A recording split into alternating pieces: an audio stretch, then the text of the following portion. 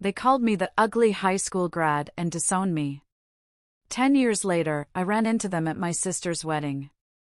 Her husband asked, "You know her?" I replied, "More than you think." 10 years. A decade of silence, of being dead to them. But on my sister's perfect wedding day, I stood at the entrance of that lavish country club, a manila folder clutched in my hand, ready to expose the rot beneath their gilded life, and bring everything crashing down.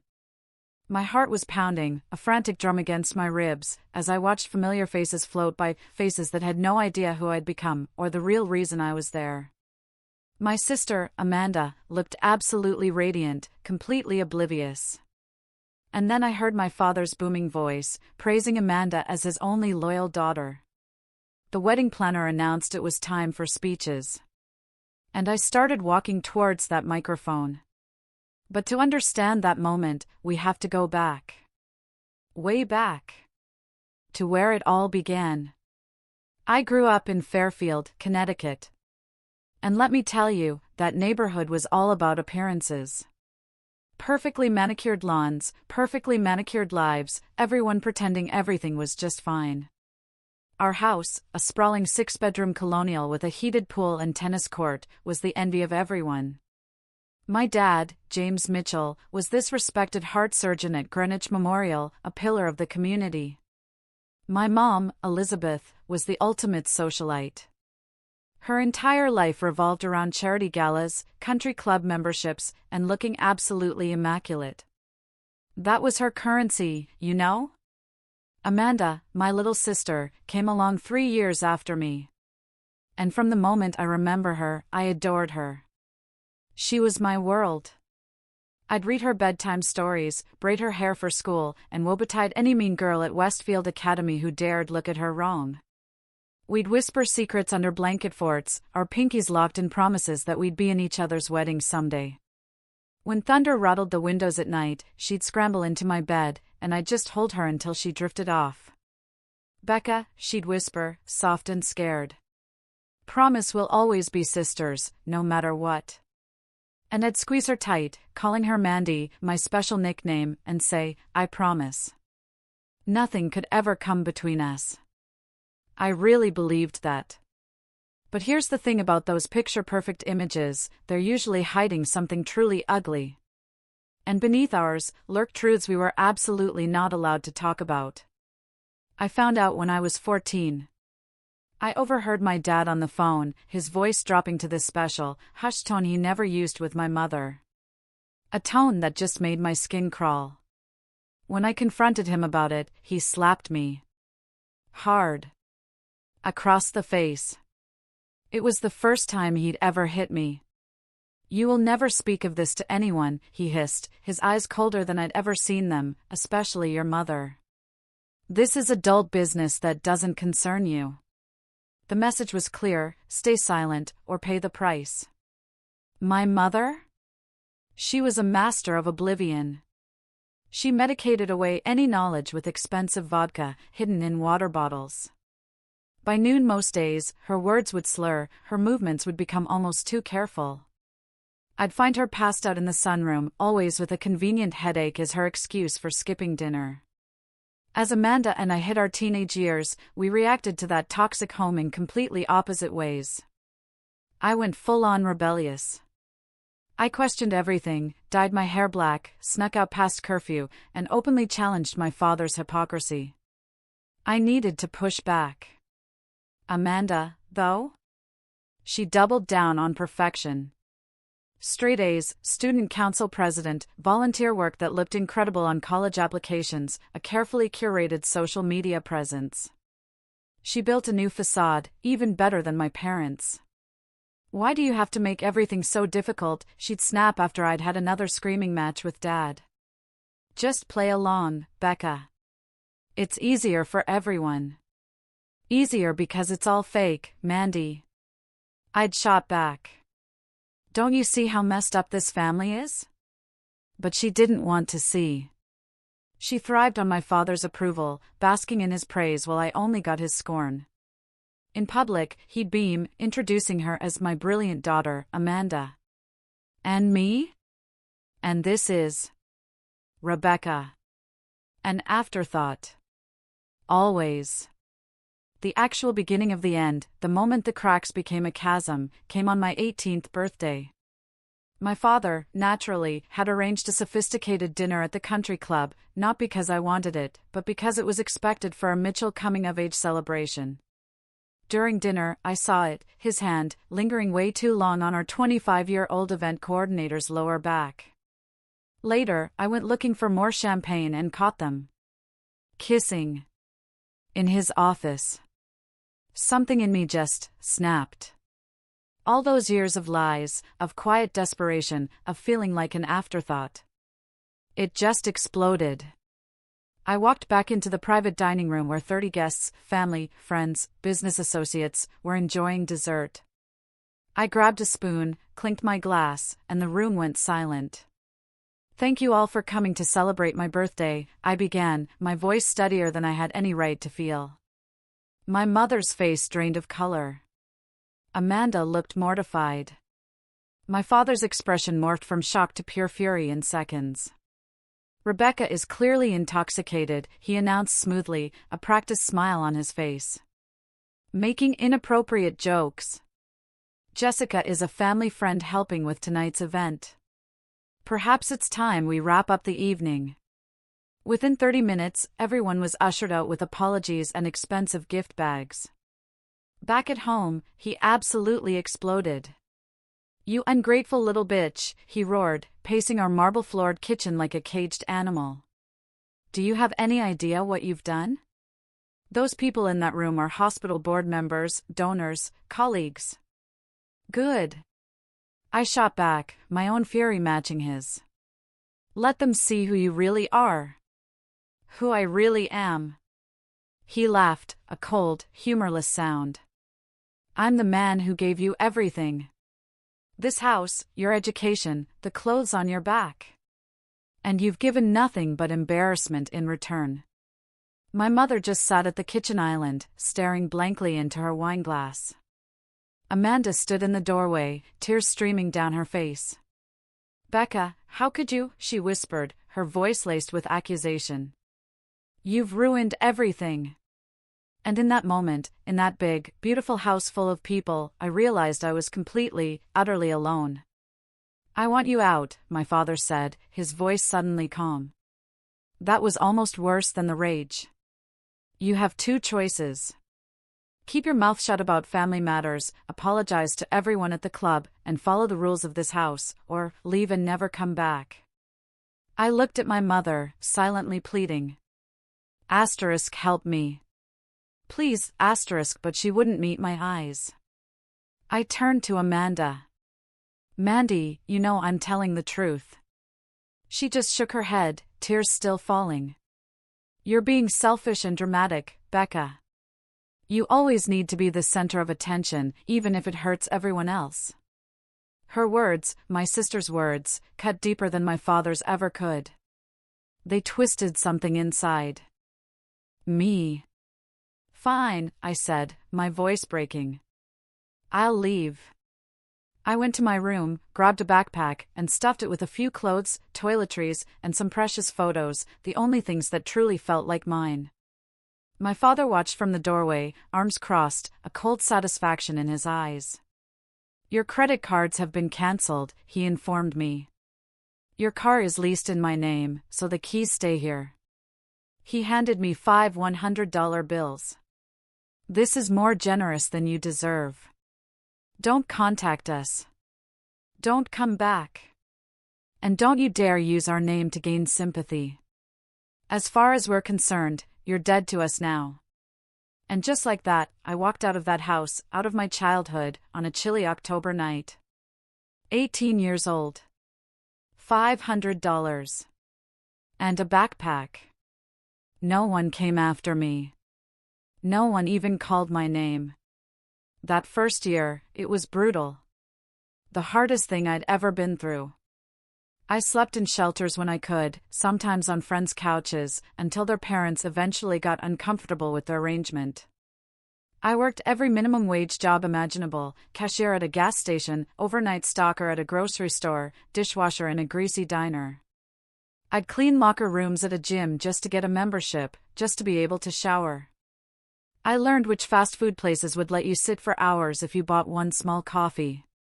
Libraries became my refuge during the day, warm, safe, quiet.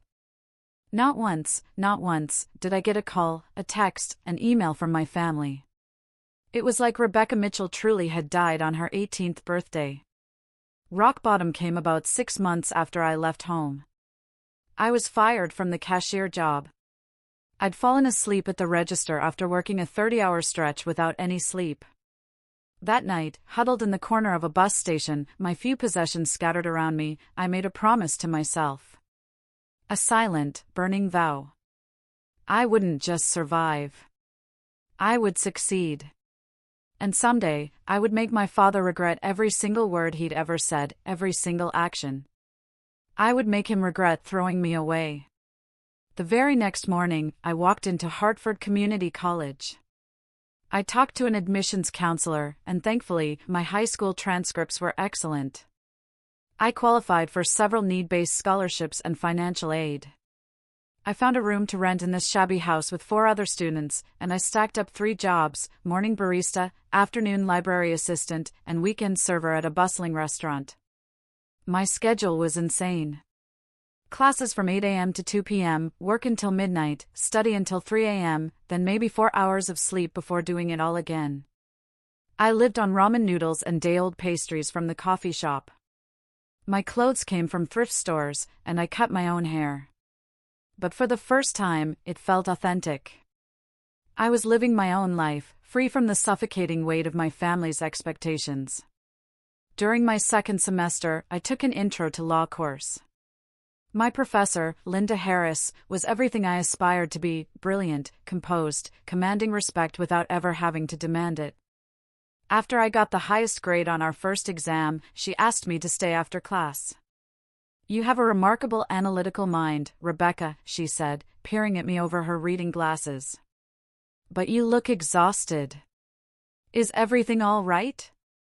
Something in her genuine concern, that quiet kindness, just broke through all the walls I'd built around myself. Before I knew it, I was telling her everything. My family, the ultimatum, my current struggles. And instead of pity, her eyes just showed understanding.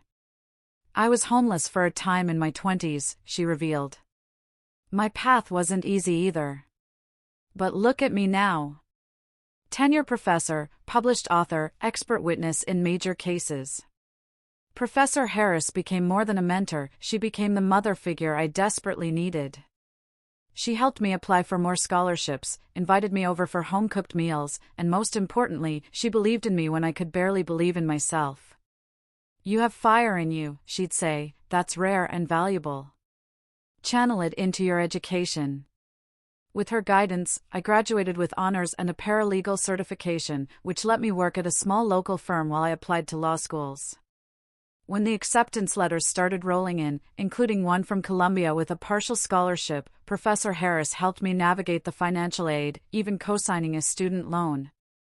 "Pay it forward someday," was all she asked. Law school was both harder and easier than community college. Harder intellectually, absolutely, but easier because I finally had stable housing, proper nutrition, and Professor Harris checking in regularly. I threw myself into my studies, really excelling in classes on financial crimes and healthcare law. The complexities of insurance fraud, Medicare regulations, medical malpractice, they just captivated me.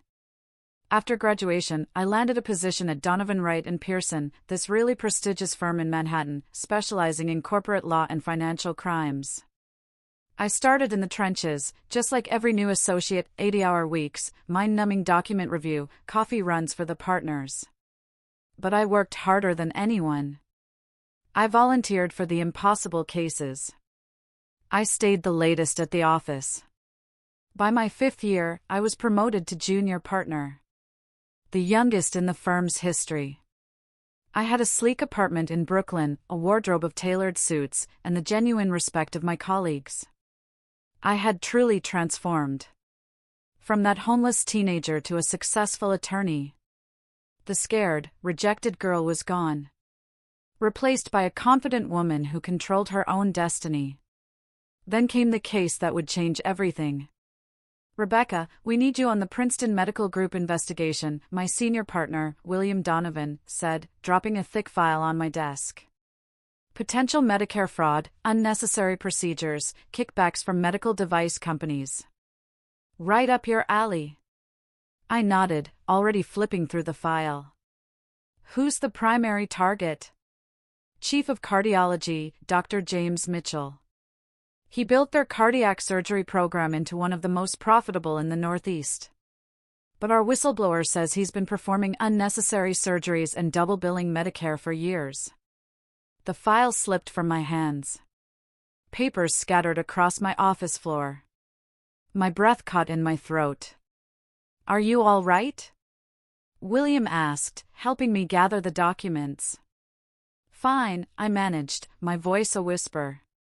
"Just surprised. I've heard of him. His reputation."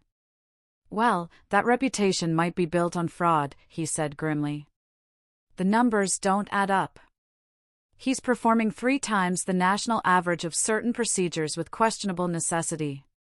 We need to build a solid case before taking this to the FBI."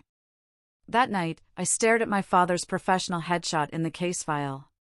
10 years older, more gray at his temples, but the same confident smile that had charmed patients, colleagues, and mistresses alike. According to the file, he had expanded his practice, opened a second clinic, bought a vacation home in the Hamptons. His estimated net worth had tripled since I left. All potentially built on fraud.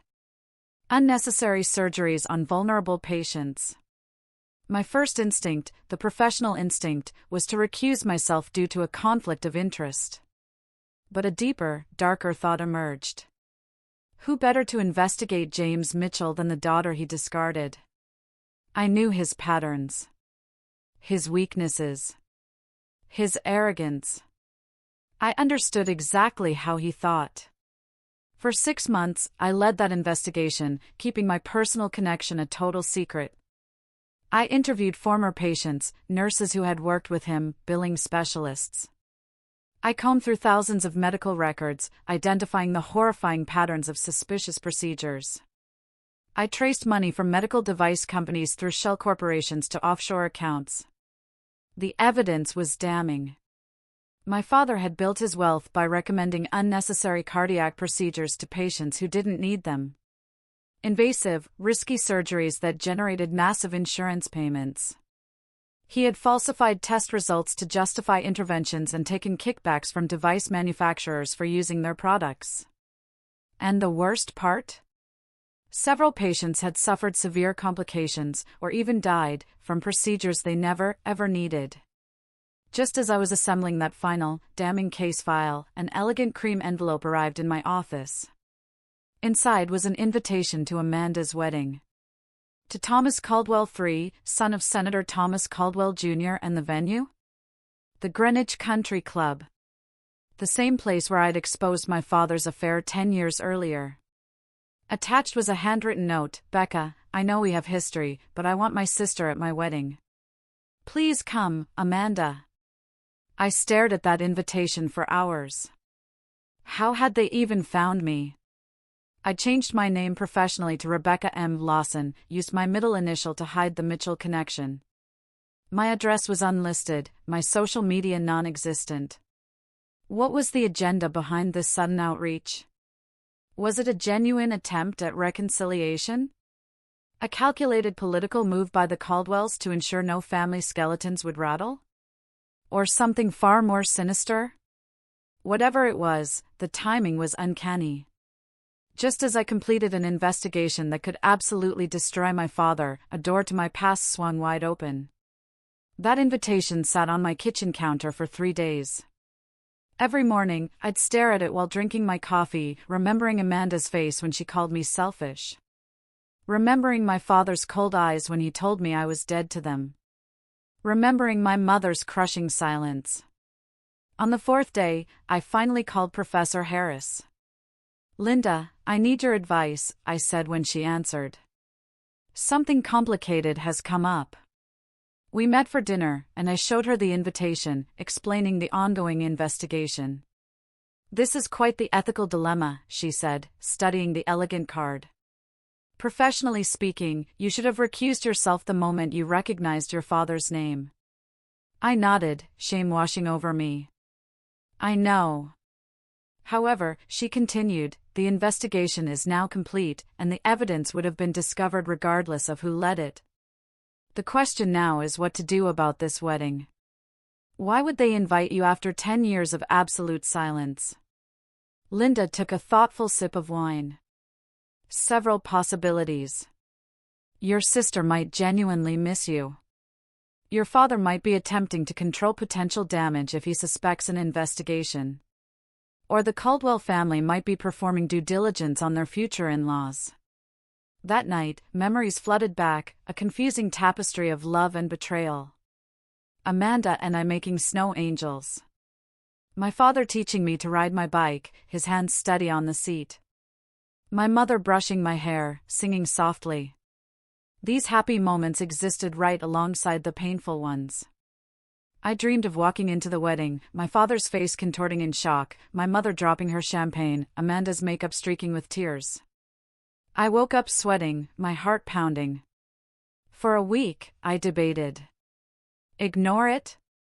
Continue the fraud case in silence? Accept the invitation, try to reconcile, and keep the investigation secret? Or the nuclear option, attend the wedding and expose everything? I scheduled an appointment with Dr. Winters, my therapist, who had helped me process my family trauma for years. "What do you hope to achieve by attending?" she asked. "Closure," I answered automatically. Then paused. "No. That's not entirely true. Part of me wants justice. Part of me wants them to see who I've become without them. And yes, a small, ugly part wants revenge. Those are human feelings, Rebecca," she said calmly. "The question is whether acting on them will bring you peace, or more pain." After another sleepless night, I made my decision. I would attend the wedding. Not for reconciliation. I would go for truth. To finally break the cycle of secrets and lies that had defined my family. I would bring the evidence file, but I would make my final decision about exposing it based on how the reunion unfolded. I called FBI agent Samantha Taylor, who I'd worked with on previous cases. "I need to discuss the Mitchell investigation," I said when we met downtown. "There's a complication I haven't disclosed." I told her everything, my relationship to James Mitchell, my reasons for not recusing myself, and the wedding invitation. Agent Taylor's expression remained professional, but I could see disappointment in her eyes. "This could compromise the entire case, Miss Lawson. Defense attorneys will have a field day with your personal vendetta." "The evidence stands on its own," I insisted. "Every document is authenticated. Every witness statement corroborated. My connection doesn't change the facts." After a long discussion, we reached an agreement. The FBI would continue building their case independently of my work. I would attend the wedding as Rebecca Mitchell, without any law enforcement involvement.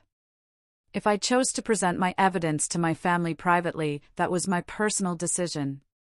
But any public accusation could potentially compromise the federal case. "We're probably 2 weeks from having enough for an arrest warrant," Agent Taylor said as I left. "Whatever you decide to do at this wedding, remember that justice will come either way." With my decision made, the preparations began. I bought an understated, but undeniably expensive, black dress from Saks. Classic enough not to draw attention, yet sophisticated enough to scream success. Hair, nails, makeup appointments were booked. I reserved a room at the Madison Hotel, just a mile from the country club. I even created a contingency plan, sharing my itinerary with both Linda and my assistant, Natalie. "If you don't hear from me by Sunday evening," I told them, "call this number." It was Agent Taylor's contact. The night before leaving for Connecticut, I sat in my apartment, surrounded by case files and old photographs. I packed the key evidence into a slim manila folder, enough to prove my father's crimes without compromising the full FBI case.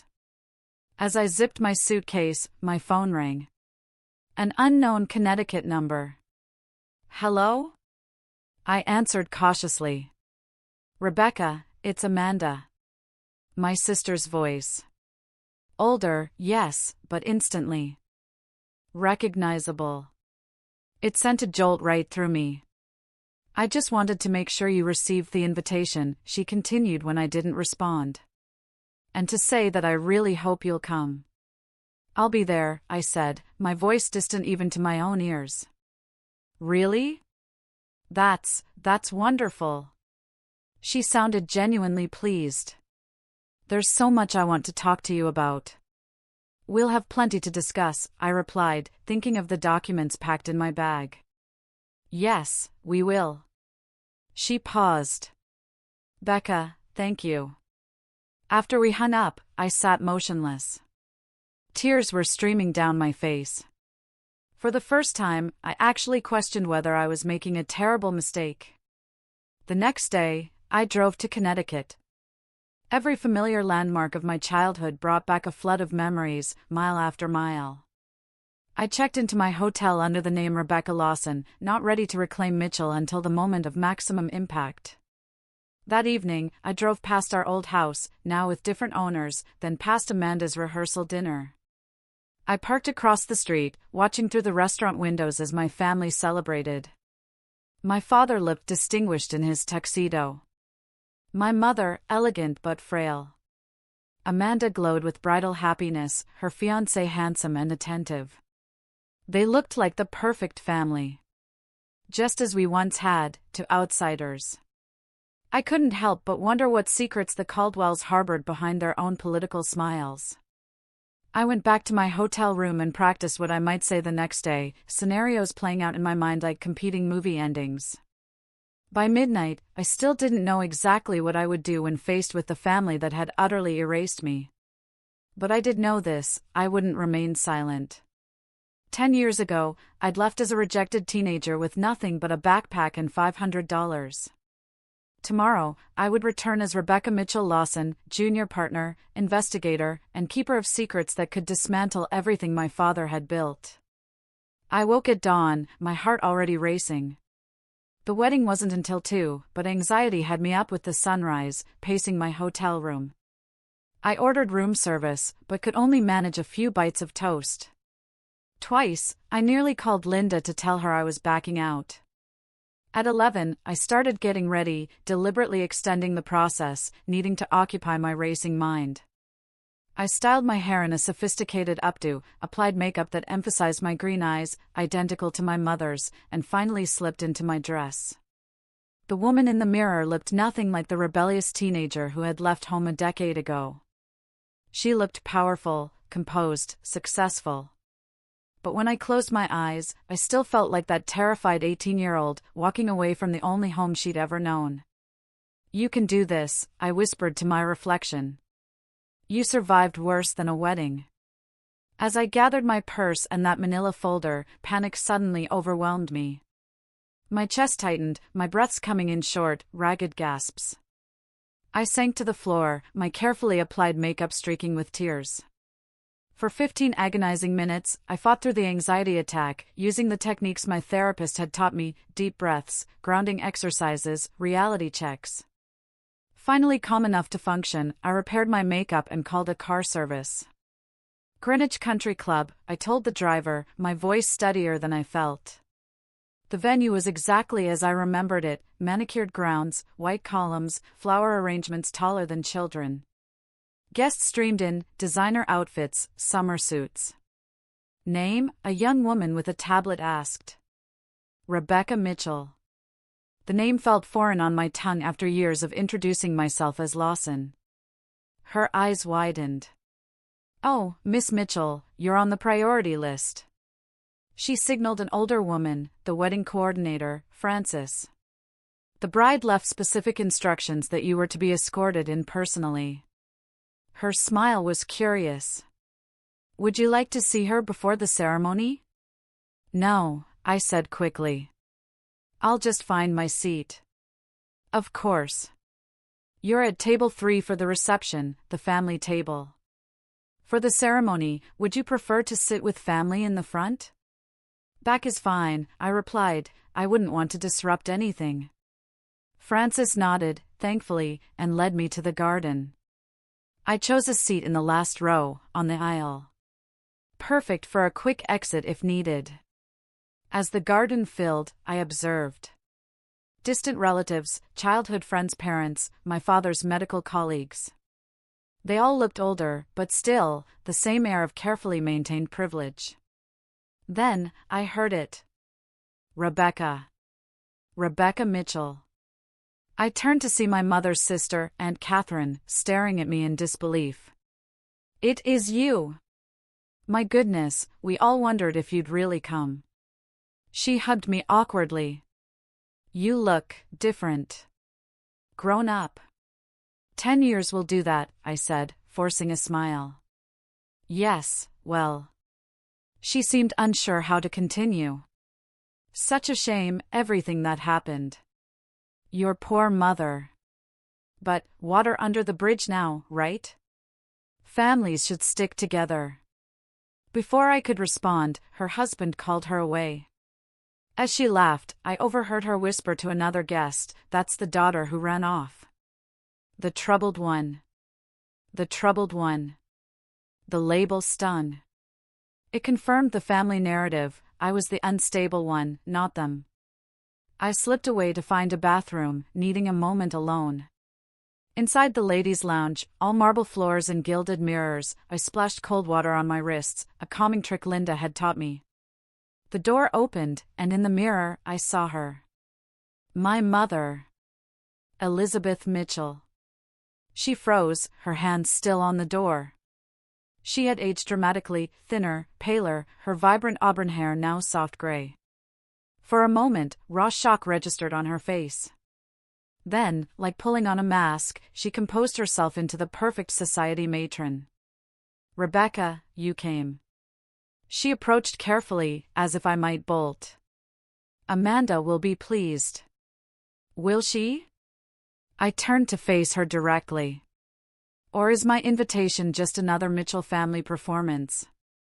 Invite the estranged daughter so no one asks uncomfortable questions? That's not fair, darling. She glanced towards the door, lowering her voice. I know things ended badly, but this is your sister's wedding. Let's not make a scene. Not make a scene. The familiar refrain of my childhood. Asterisk, don't embarrass the family. Keep secrets. Maintain appearances. Asterisk, I'm not planning to make a scene, Mother. I kept my voice level. I'm just here because Amanda asked me to be. She nodded, seemingly relieved. You look well. Successful. Her eyes traveled over my designer dress, my professional hairstyle, the confidence in my posture. What are you doing these days? I'm an attorney, I said, letting the words sink in. Junior partner at Donovan, Wright, and Pearson in Manhattan. Pride flickered briefly in her eyes, before uncertainty replaced it. Your father will be surprised to see you. I'm counting on it, I replied, my tone making her flinch slightly. Another woman entered the bathroom, giving my mother an excuse to retreat. We'll talk more at the reception, she said, squeezing my arm before hurrying out. The encounter left me shaken. I had expected anger, or coldness, not this strange blend of politeness and fear. And she looked unwell, beyond normal aging. Something in her movement suggested frailty. Following an impulse, I made my way to the bridal suite. A sign on the door read, Amanda's special day, with hearts and flowers. I knocked tentatively. Come in, called a cheerful voice. I opened the door to find my sister, radiant in her wedding gown, surrounded by bridesmaids I didn't recognize. When she saw me, she froze, her champagne glass suspended halfway to her lips. Becca, she whispered. You really came. The bridesmaids, sensing the sudden tension, made excuses and disappeared, leaving us alone. Amanda looked beautiful. Her blonde hair elegantly styled, her dress a sophisticated mermaid silhouette. At 29, she had matured from pretty girl to stunning woman. I almost didn't, I admitted. She set down her glass and approached me slowly, as if I might vanish. I wouldn't have blamed you. After everything. Why did you invite me, Amanda? After 10 years of silence? She gestured for me to sit on a velvet settee, carefully arranging her dress as she sat beside me. It wasn't 10 years of silence on my part. I tried to find you, Becca. That first year, I hired a private investigator with my savings. Dad found out. He threatened to cut off my college tuition. I raised an eyebrow, skeptical. You never called, never emailed. I sent letters to your friend Julie's house, to your old work addresses. When those were returned, I tried through social media. Did you ever check your old accounts? I shook my head. I cut all ties to my old life. I figured that out eventually. She twisted her hands in her lap. The truth is, I'm getting married into a political family. Thomas and we want to start fresh. With honesty. Having this weird estrangement hanging over us just felt wrong. So, this is about the Caldwell's image, I stated, a bitter taste in my mouth. No! Her eyes flashed with genuine hurt. It's about me wanting my sister back before I start this new chapter. It's about regretting how I treated you when we were younger. It's about healing our family before, she trailed off. Before what? Amanda hesitated. Mom's sick. Late stage. The news hit me harder than I expected. Despite everything, this was the woman who had once tucked me in, taught me to read, who had moments of maternal warmth between her alcohol-numbed detachments. I'm sorry to hear that, I said, meaning it. How long? Months, maybe? She really wanted to make it to the wedding. Amanda studied my face. You really didn't know? You haven't been monitoring the family at all? I've been busy building a life without you, I said, the words coming out sharper than intended. A knock at the door interrupted us. 5 minutes until we need to start, the wedding planner called. Amanda stood, smoothing her dress. Will you stay, please? We can talk more at the reception. I nodded, not trusting myself to speak. Thank you for coming, she said, squeezing my hand. It means everything to me. As I left the bridal suite, conflicting emotions swirled through me. Amanda seemed sincerely glad to see me, which completely challenged the narrative I had constructed over 10 years, that my entire family had callously discarded me. And the news about my mother's illness, it complicated my purpose further. I was so distracted that I nearly collided with my father as I rounded a corner. James Mitchell looked older, but still utterly commanding. Silver hair perfectly styled, custom tuxedo, military straight posture. When he recognized me, his expression cycled rapidly through shock, anger, and then, calculation. Rebecca, he said, his voice controlled. What are you doing here? I was invited, I replied evenly. By Amanda, his jaw tightened, without consulting me. It's her wedding, not yours. I glanced around, noting nearby guests trying not to stare at our tense exchange. We should discuss this privately. Nothing to discuss, I said, a dangerous calm in my voice. I'm here for the ceremony, then the reception. Tomorrow, I'll be gone. Why now? He demanded in a harsh whisper. After all this time?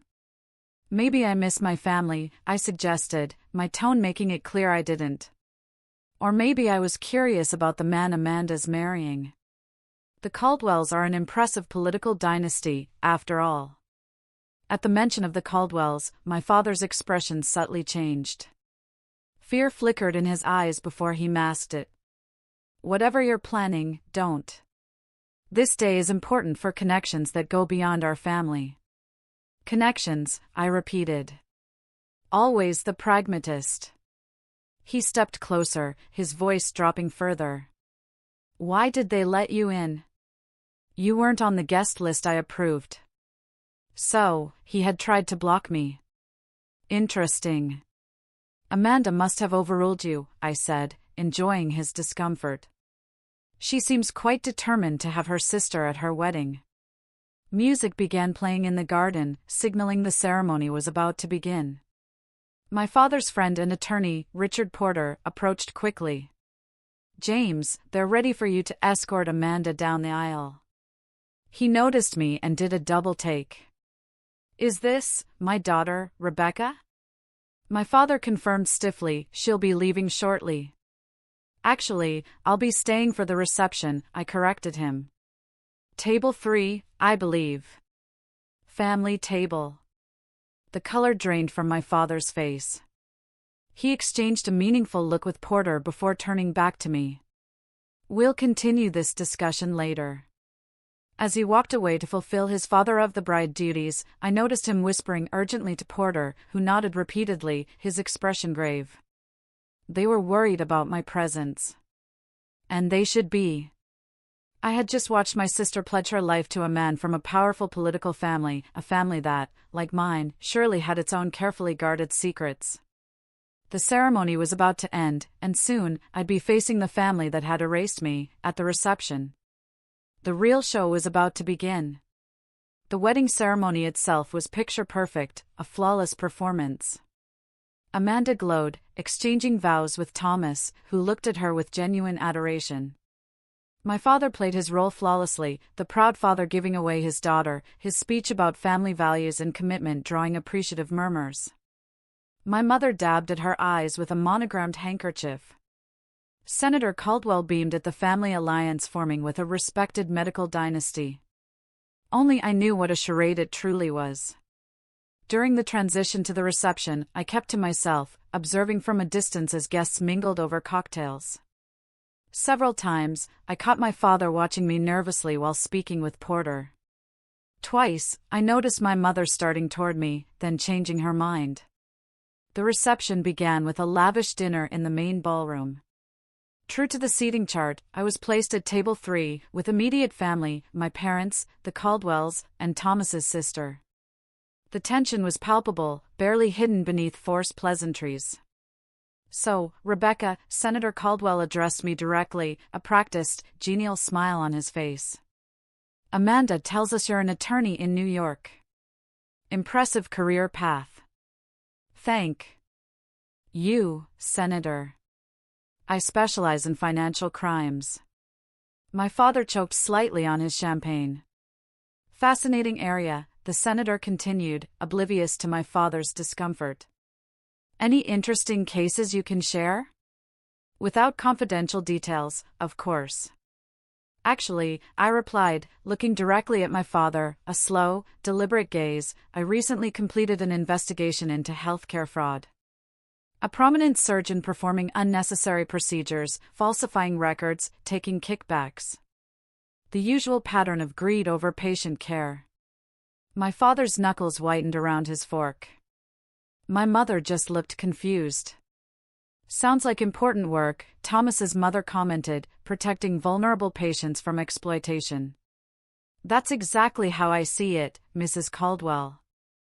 No one should profit from unnecessary suffering. Before the conversation could continue, the wedding planner announced it was time for speeches. My father stood, straightened his tuxedo jacket, and walked to the microphone at the front of the ballroom. Ladies and gentlemen, as father of the bride, it's my privilege to welcome you all to this joyous occasion. His speech was eloquent, talking about Amanda's childhood achievements, her kind heart, her bright future. He spoke about family legacy and values, about the sacred trust between parent and child. With each hypocritical word, my resolve hardened. When he finished to appreciative applause, the wedding planner consulted her list. Next, we'll hear from the maid of honor, then the best man. I stood up. Actually, I'd like to say something. The planner looked utterly flustered. You're not on the program, Ms. Mitchell. I'm the bride's sister, I said firmly. Surely that counts for something. From the head table, Amanda gave a small, almost imperceptible nod to the planner, who reluctantly gestured toward the microphone. The room fell silent as I approached the front. My father remained standing at the side of the stage, his expression a pure, venomous warning. My mother looked terrified. The Caldwells watched with polite interest, completely unaware of the incoming storm. I took the microphone, surveying the room filled with Connecticut's elite. Doctors, politicians, old money families. People who had attended parties at our house when I was growing up, who had watched our perfect family performance for years. For those who don't know me, I'm Rebecca Mitchell, Amanda's older sister. I paused, letting my gaze sweep across the curious faces. Some of you might be wondering where I've been for the past decade, since I haven't been present at family functions. Murmurs rippled through the crowd. Good. I had their attention. 10 years ago, on my 18th birthday, I was given an ultimatum by my father.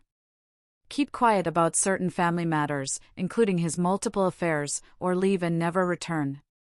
I chose truth over comfort. Integrity over family loyalty.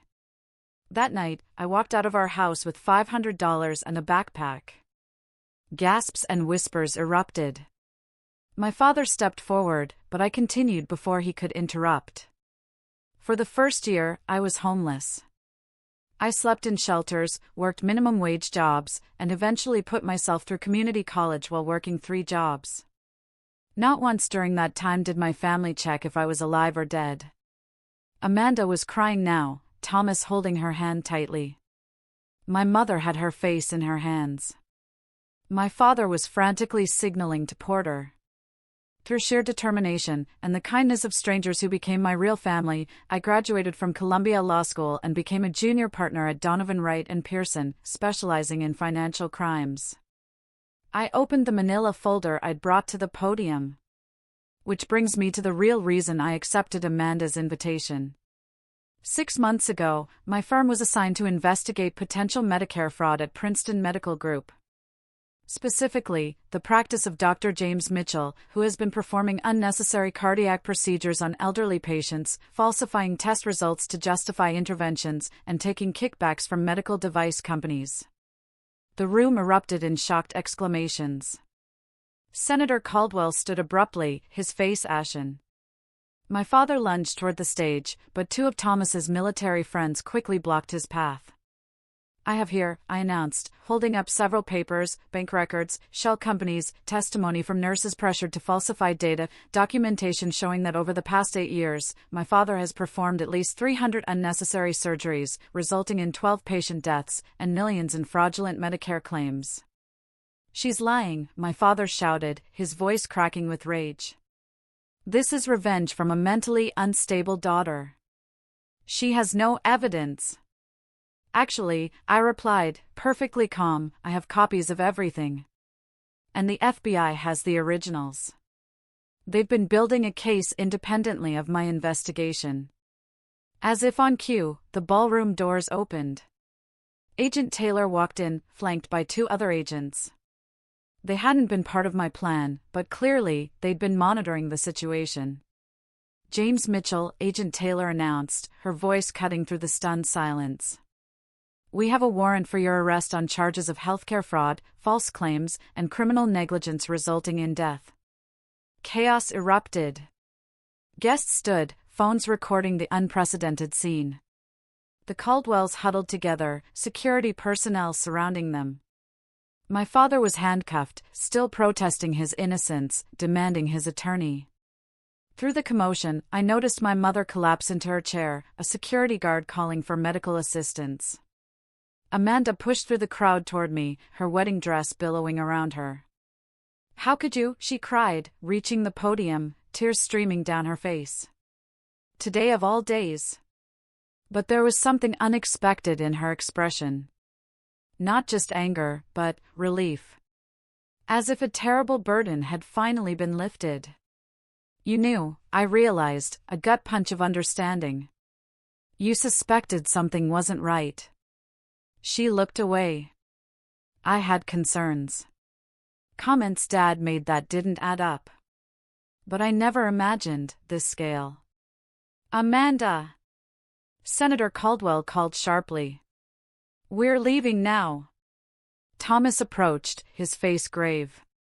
Amanda, my father insists we need to distance ourselves immediately. His campaign, Amanda looked between her new husband and me, torn. Her past versus her future. Before she could respond, my mother's doctor approached us. Miss Mitchell, your mother is asking for both of you. In a quiet side room, my mother lay on a sofa, an oxygen mask over her face. She looked so fragile. The cancer had clearly ravaged her body more than I had realized. When she saw us enter together, she removed the mask with a shaking hand. My girls, she whispered. Together again. Amanda knelt beside her, still in her wedding gown. Mom, save your strength. No, my mother's voice was surprisingly firm. I need to say this while I can. She looked at me. Rebecca, I knew about the affairs. About the money. Not everything, but enough. I was a coward. The alcohol made it easier to pretend. Tears streamed down my face. Why? Didn't you support me that night? Fear, she admitted. Your father controlled everything. The money, the house, our social standing. And I was already sick then, though we kept it private. Early symptoms I ignored. She took a labored breath. I've regretted my silence every day since you left. She turned to Amanda. And you, my perfect daughter, who followed all the rules. I watched you become what I was. Trapped in a life of appearances. She glanced toward the door, where we could hear the Caldwells arguing with wedding staff. Be careful of the cage you're choosing, sweetheart. Mrs. Mitchell, a nurse interrupted gently, we need to get you to the hospital for evaluation. As they prepared to transfer my mother to an ambulance, she grabbed my hand with surprising strength. The letters, she whispered. In my blue jewelry box. I kept them from you both. Before I could ask what she meant, the medical team whisked her away. Amanda and I stood in stunned silence, processing everything that had just happened. Through the window, we could see the reception in disarray. Guests leaving hurriedly. FBI agents collecting statements. My father being placed in a federal vehicle. Letters? Amanda finally asked. I don't know, I admitted. But I intend to find out. Thomas entered, his expression conflicted. Amanda, my parents are insisting we leave immediately. They're talking about annulment, damage control. Amanda looked at her ring, then at me, then back at Thomas. Tell them I'll be out shortly. When he left, she turned to me. 10 years ago, I betrayed you by staying silent. I won't make that mistake again. She took a deep breath. Did you come here just for revenge? Or is there some part of you that wanted to reconnect? Both, I admitted. I wanted justice. But seeing you, I've missed my sister. She nodded, tears streaking her carefully applied makeup. This isn't how I imagined my wedding day ending. Political scandal, federal arrests, family secrets exposed. I'm sorry about the timing, I said, meaning it. Don't be. Maybe this is exactly what needed to happen. She squeezed my hand. We have a lot to figure out. About Mom. About these letters. About what happens next. From outside, Senator Caldwell's voice boomed, Amanda. She grimaced. I need to deal with my new in-laws. But this isn't over, Becca. We're talking tomorrow. As Amanda left to navigate the political fallout of her wedding day, I remained in the quiet room, emotions washing over me in waves. The justice I had sought for a decade had arrived. But it felt hollow compared to the revelations about my mother's illness, her regrets, and those mysterious letters she'd mentioned. I had come to expose secrets and destroy the family that had rejected me. Instead, I found that secrets had been kept from me as well. Attempts at contact, regrets unspoken, complexities I hadn't imagined. The perfect family image was shattered forever. But in its place, something unexpected emerged, the terrifying, exhilarating possibility of truth. The day after the wedding, my family saga made every newspaper in the Northeast. Headlines screamed, prominent surgeon arrested at daughter's wedding, and Caldwell in-law scandal, Medicare fraud allegations shake political dynasty. My name appeared in several articles, identified both as the estranged daughter and the attorney who helped build the case. I checked out of my hotel early, narrowly avoiding reporters who'd somehow discovered where I was staying. Amanda called as I was driving back to New York. The Caldwells are in full crisis mode, she said, her voice raw from crying. Thomas's father has his entire campaign team working on distancing themselves from Dad. They're pushing for an annulment. What do you want?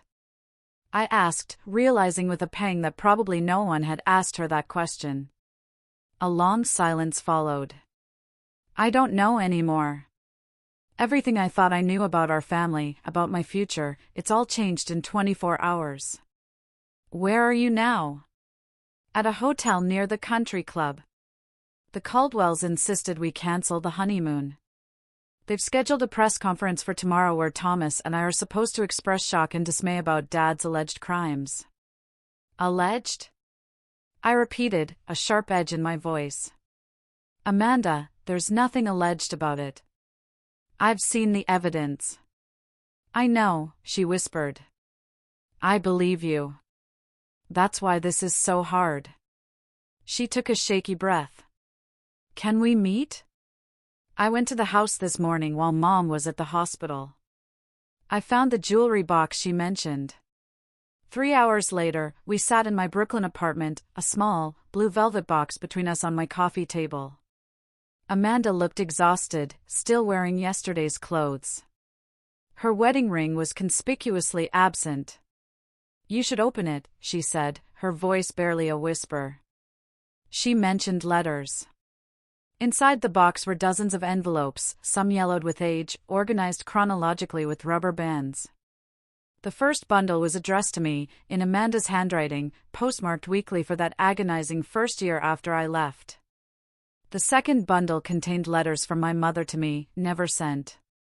And the third, most surprising bundle, held letters addressed to Amanda, in my handwriting. I never received these, Amanda said, holding up letters I had written her during my first 2 years away. I wrote to you every week that first year, I told her, my voice thick with emotion. When nothing came back, I started writing less frequently, but I never stopped completely. I wrote to you, too, she admitted. For 2 years, until I convinced myself you didn't care. We spent hours reading through the intercepted correspondence. Amanda's letters were filled with apologies, updates about her life, desperate pleas for me to come home. My letters to her detailed my struggles, small victories, and eventually, news about college. My mother's unsent letters revealed her private torment, her knowledge of my father's affairs and financial irregularities, her cancer diagnosis that had come and gone into remission before returning. Her profound regret at not standing up for me. She kept these from both of us, I said, anger and grief competing in my chest. She let us believe we had abandoned each other. But why? Amanda asked, wiping fresh tears. What purpose did it serve? Control, I suggested. Dad's control over her, over the family narrative. If we reconnected, his version of events might be challenged. Amanda nodded slowly. He convinced me you were unstable, attention-seeking. That contacting you would only encourage your destructive behavior. She looked up, her eyes red-rimmed. I should have tried harder to find you. You did try, I reminded her, gesturing to the letters. We both did. As evening fell, Amanda received increasingly urgent calls from the Caldwell's campaign manager. After the 5th call, she finally answered, putting it on speaker. Amanda, we need you at the senator's house tomorrow morning to rehearse the press conference. The statement has been prepared. You just need to look appropriately shocked and supportive of Thomas. What if I don't attend? She asked. A pause. That's not an option. The prenuptial agreement you signed includes specific provisions about family loyalty and public appearances. If you refuse, you'll be in breach of contract. The annulment would be immediate, and you'd be liable for damages to the campaign. After hanging up, Amanda looked shell-shocked. I knew the prenuptial was extensive, but I didn't realize. I was so focused on the fairy tale. You don't have to go through with their plan, I said. You have options. Like what? I have no income of my own. My trust fund is contingent on Dad's approval, which I've obviously lost now. My entire career has been planning charity events for my mother's friends. I'm 30 years old with a useless art history degree and no real work experience. Stay here, I offered impulsively. My guest room is yours as long as you need. And I know plenty of people who could help you find legitimate work. She looked around my apartment, modest by Mitchell standards, but comfortable and clearly mine. You really built a life without any help from them, didn't you? Not without any help, I corrected. Just not their help. I had Professor Harris, friends who believed in me, mentors who saw my potential.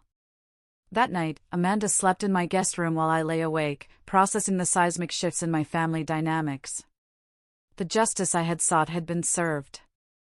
My father would face charges, his reputation destroyed. But the revelation of the intercepted letters changed everything. My sister hadn't abandoned me. My mother had regrets. The black and white narrative I had constructed over 10 years now had shades of gray I never anticipated. The next morning, I called into work, explaining I needed personal time for family matters. William Donovan was understanding but concerned about potential conflicts of interest. The firm may need to officially distance itself from your personal connection to the Mitchell case, he explained. Not disciplinary action, just procedural cleanup. I understand, I said, relieved I wasn't being fired outright. Amanda emerged from the guest room later, looking more rested but still lost. Mom called. She's being discharged today. The cancer treatments have been suspended during this crisis. Where will she go? I asked. Home, I guess, though with Dad's assets frozen pending investigation, I'm not sure how long she'll be able to stay there. We visited my mother that afternoon. Elizabeth Mitchell looked so small in her hospital bed, but her eyes were clearer than I had seen in years. You found the letters? She said when we entered together. I nodded, sitting beside her. Why, Mom? Why keep us apart? She closed her eyes briefly. Your father convinced me it was for the best.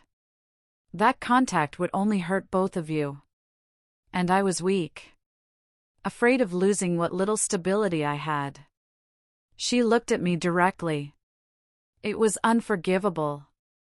But I'm asking for your forgiveness anyway. I'm working on it, I said. Honestly, it's going to take time. Time is the one thing I don't have much of, she replied with surprising calm. Stage 4 pancreatic cancer doesn't leave much room for long reconciliations. Amanda took her other hand. We're here now, Mom. Both of us. My mother squeezed our hands. Then that's more than I deserve, and everything I could ask for. Over the next few weeks, a new rhythm emerged. Amanda officially moved into my guest room, choosing to break from the Caldwells despite their legal threats. My mother moved into a hospice facility near my apartment, where Amanda and I visited daily.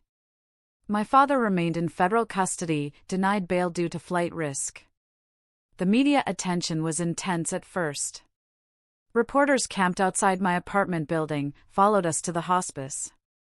The story had everything: medical fraud, political scandal, family drama.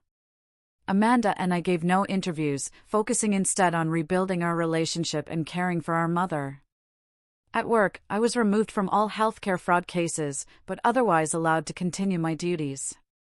The FBI investigation proceeded without my involvement, building an airtight case against my father and several accomplices. Amanda struggled with her new reality. From senator's daughter-in-law to scandal-adjacent civilian, from wealthy socialite to unemployed 30-year-old. But she also showed remarkable resilience, applying for jobs in museum administration and taking a temporary position at a local gallery. "I always wanted to work in the art world," she confessed one evening as we shared takeout in my living room. But Dad insisted it wasn't a Mitchell-worthy career. "What else did you want that you didn't pursue because of him?" I asked. She thought for a moment. Travel that wasn't just to luxury resorts. Friends who weren't socially advantageous. A relationship based on love, rather than appropriate pedigree. She smiled sadly. "I was the good daughter who stayed. But in some ways, you were freer by leaving." 1 month after the wedding, we received word that my father wanted to see us. Against my better judgment, I agreed to accompany Amanda to the federal detention center. James Mitchell had aged years and weeks. His designer clothes replaced by a jumpsuit. His commanding presence diminished by confinement. He nonetheless attempted to control the conversation from the moment we sat across from him. "This case will be thrown out," he began, without even a greeting. "My attorney is filing motions to suppress evidence obtained under false pretenses by a family member with a vendetta." "The FBI built their case independently," I reminded him. "My investigation was just the starting point." He dismissed this with a wave. "I need you both to make statements supporting me. Character witnesses. Family solidarity." Amanda and I exchanged glances. "That's why you wanted to see us?" she asked, her voice cracking. "Not to apologize? Or explain?" "There's nothing to apologize for," he insisted.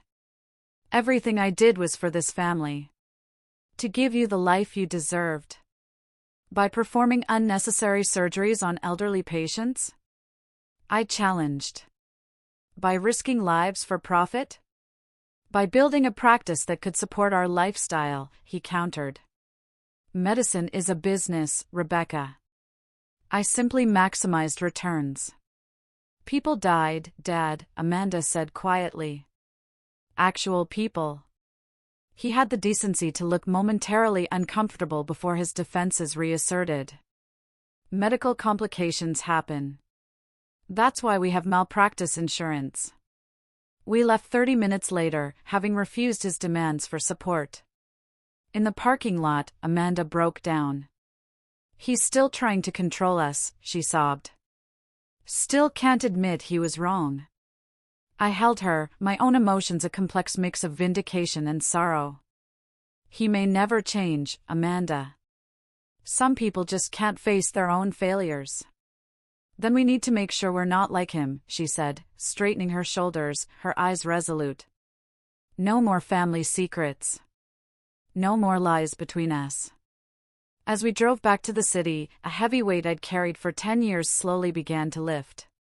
The justice I had sought was unfolding, not just through legal channels, but through something far more personal. The sister I had mourned for was back in my life. The mother I had resented was showing genuine remorse in her final months.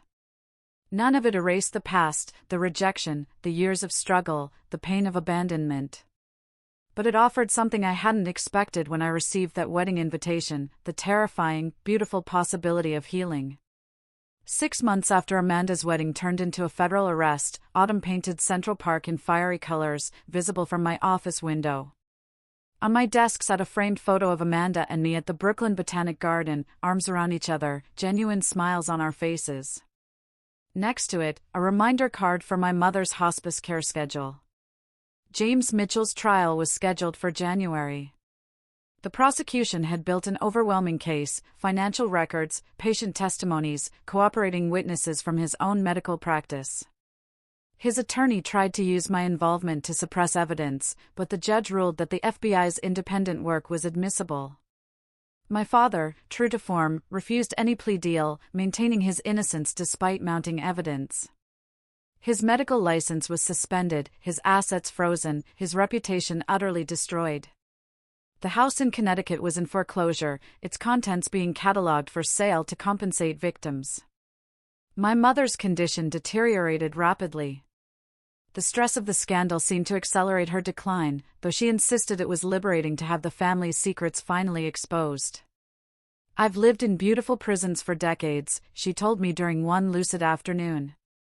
"First my parents' expectations, then your father's control. I don't mind dying, Rebecca. I just regret not living authentically first." Those moments of clarity became increasingly rare as her pain management regimen intensified. Amanda had taken family medical leave from her new job at the Metropolitan Museum of Art, spending almost all her time at the hospice, often sleeping in the recliner beside our mother's bed. My own career had stabilized after the initial upheaval. While I was no longer involved in healthcare fraud cases, my expertise in financial crimes remained valuable. William Donovan even suggested I might be considered for full partner. "Your work on the Mitchell case showed extraordinary diligence and attention to detail," he said during my review. Setting aside the personal complications, the investigation itself was exemplary. Professor Harris, Linda, as she now insisted I call her, became a regular visitor to my apartment, bringing home-cooked meals, offering emotional support as we navigated the family crisis. "You've come full circle," she observed one evening. "From the homeless student fighting to survive, to the successful attorney bringing justice and rebuilding family bonds." "Not quite full circle," I corrected her. "I'm not the same person who left Connecticut 10 years ago. I don't want reconciliation on their terms anymore. I want truth, whatever that looks like." On a crisp October morning, the call I had been both expecting and dreading finally came. Amanda's voice was steady, but thick with tears. "Mom's gone. She went peacefully in her sleep." The funeral was held 3 days later at a small chapel near the hospice. Despite the Mitchell name once commanding significant social presence in Connecticut, the attendance was sparse. A few loyal friends of my mother's, distant relatives, Amanda and me, and a handful of hospice staff who had grown fond of Elizabeth. My father was permitted to attend under guard, dressed in a suit instead of his prison jumpsuit, handcuffs removed for the service, but 2 U.S. Marshals flanked him throughout. He looked diminished. His confident posture replaced by stooped shoulders, his commanding presence reduced to that of an aging man facing the dual losses of freedom and his wife of 35 years. The service was simple and honest. No grandiose eulogies about a perfect wife and mother, but rather an acknowledgement of a complex woman who had made mistakes, but sought redemption in her final days. Amanda spoke beautifully about our mother's artistic sensibilities, her knowledge of literature, her moments of warmth that punctuated our otherwise formal upbringing. I shared memories of her teaching me piano, our trips to museums in New York, and the genuine joy she found in beautiful things. Neither of us mentioned her alcoholism, her enabling of our father's behavior, or her role in keeping us apart. Those truths had been acknowledged privately, between us and with her, before she died. The public service needed no further unburdening. After the final prayer, attendees filed past her casket. When my father's turn came, he stood motionless, staring at his wife's peaceful face.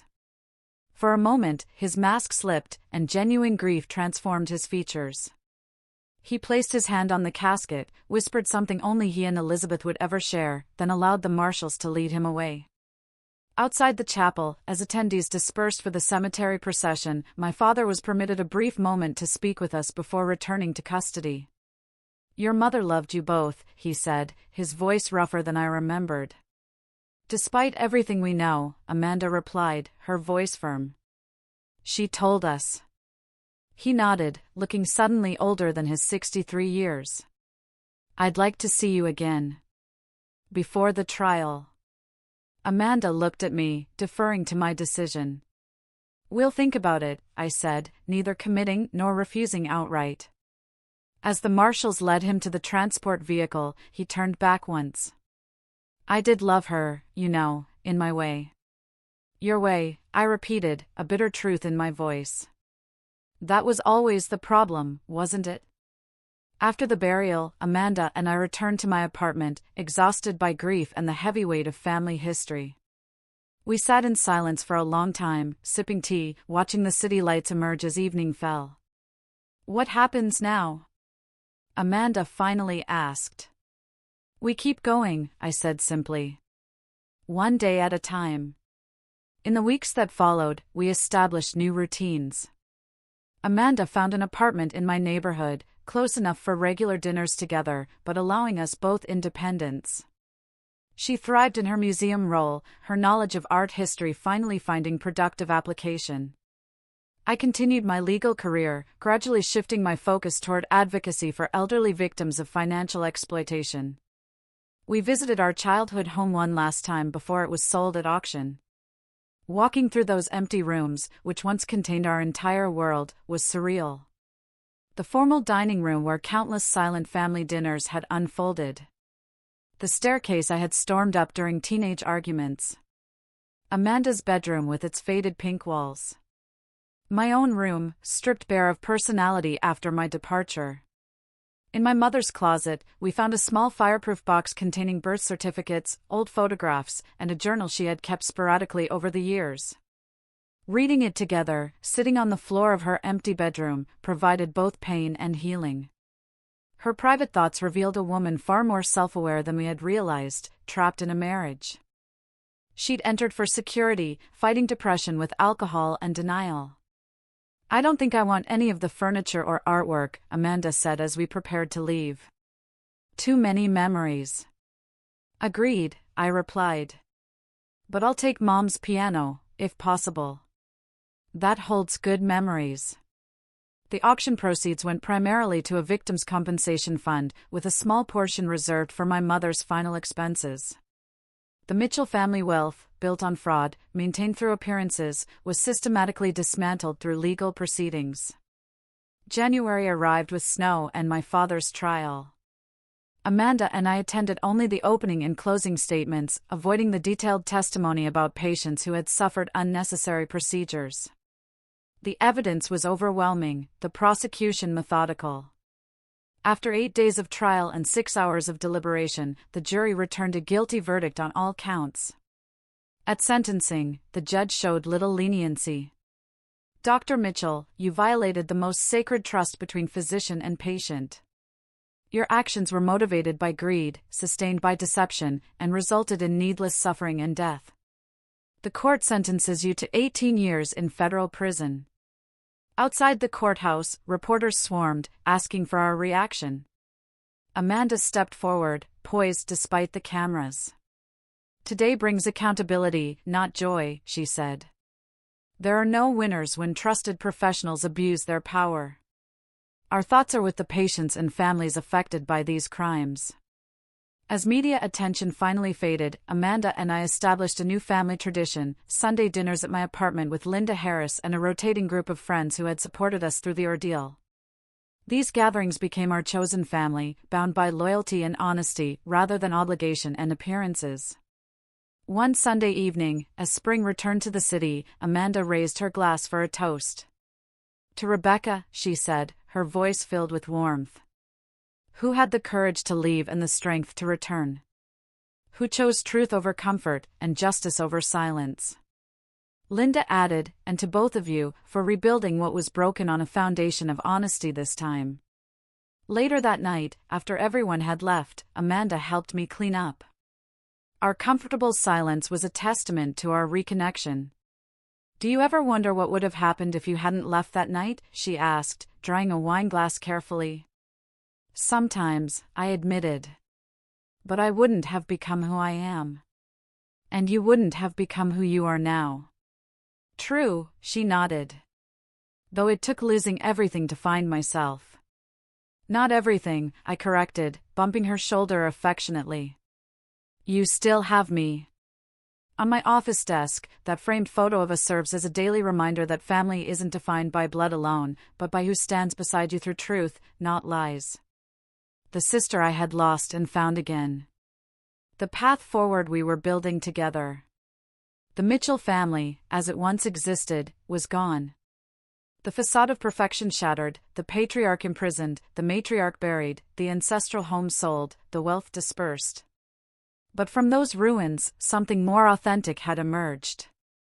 A relationship between sisters based on honesty, a chosen family built on genuine connection, and the freedom that comes with living in truth. I still visit my father occasionally at the Federal Correctional Facility in Pennsylvania. Our conversations remain difficult. His ability to accept responsibility is limited by the defensive walls he built over decades. But we're both trying, in our imperfect ways, to understand each other. Some wounds may never fully heal, but acknowledgement is, at least, a beginning. The journey from that night 10 years ago, when I left home with nothing, to today, has been longer and stranger than I could have ever imagined. The justice I sought came at a high cost to everyone involved. The reunion with my sister brought both pain and healing. The truth about my family revealed complexities far beyond the simple narrative of villains and victims I had constructed. If there's a lesson in all of this, perhaps it's that family secrets inevitably surface. And the longer they're buried, the more damage they cause when revealed. Or maybe it's that true family stands by you through honesty, not convenience. Or simply that it's never too late to rebuild what was broken, if you're willing to start with truth.